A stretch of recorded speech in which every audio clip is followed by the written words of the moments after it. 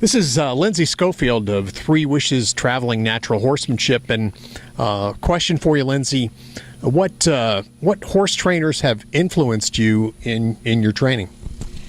Well, a little bit of background. I went to a school for horse training and management in college, and graduated in 2002. And that was very old school cowboy way. So that's kind of how I started out. And when I moved to Texas, I was kind of on that bandwagon because Pirelli was pretty new at that point, and a lot of people thought, oh, this is really hokey, you know. So I was kind of on that bandwagon of like, you know. But I was working at a barn giving riding lessons, and they had a clinician come there, and his name was Jody Cunningham, and he actually changed my perspective on natural horsemanship.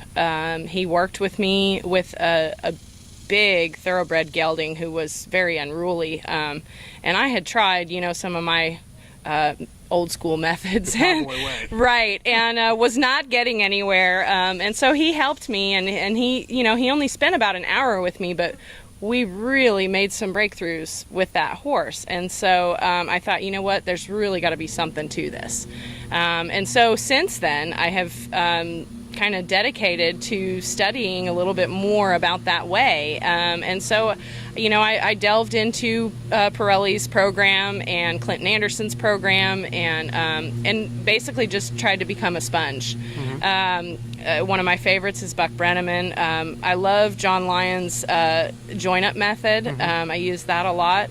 And so, yeah, I've really just tried to... I think you mentioned Monty Roberts, too. Yes, yeah. I just try to be a sponge and take it all in and use what works for the particular horse, or what's going to make sense to that particular horse, and not force anything on them anymore. And in the beginning, I really didn't realize that I was doing that until I started getting into some of these programs and learning a lot more about how it could be communicated effectively without force. I don't know whether it's Ray Hunt who mentions this, or maybe it was Buck who... I've heard Buck talk about it, but it's that, you know, when you're young or younger, or maybe in, you know, you're riding the cowboy way, you can ride 90% physical and 10% mental. And I have heard that. As you get older, as some of us do, you know, you have to ride more mental than physical. Absolutely, absolutely. And you know, that was really made real to me after I had children. That, you know what, I can't be risking getting hurt by trying to do this all physically. Right. And so, yeah. Right.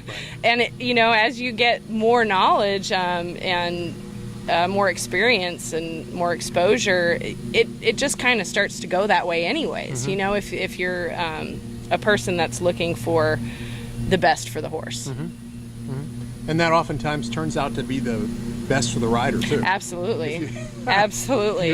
If the horse isn't having a good time, then you're not either. You're not gonna have a good time. That's right. That's what's going to happen. That's right. Okay. Thanks, Lindsey. You're welcome.